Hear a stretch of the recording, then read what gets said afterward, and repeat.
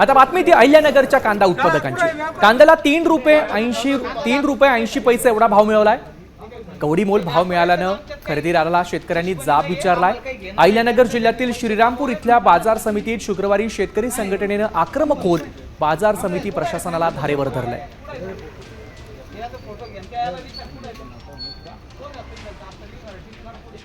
तुम्ही तो कांदा पण पहा ना। ठीक आहे ते दाखव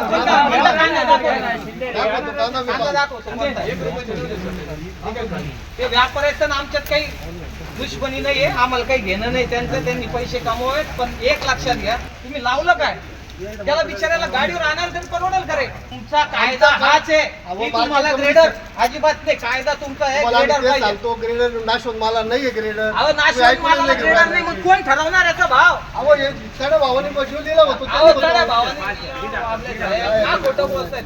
काय खोटं बोलत? हे चढ्या भावाने दिला होत नाही। भाव ठरवायचा अधिकार मार्केट कमिटीला आहे। काय ठरवायचे? भाव ठरवायचे पहिला। तुम्ही मला काय म्हटले? सरासरी पहिल्यांदा काय अडचण तिथून सुरुवात होती? बरोबर आहे मग। पुढे सरासरी आहे पाहिजे। प्रत्येकाचा माल भाव वेगळा आहे। माल याला काय अर्थ नाही, हे म्हणजे अतिरेक झालेला आहे। बंद करून घेतला तू।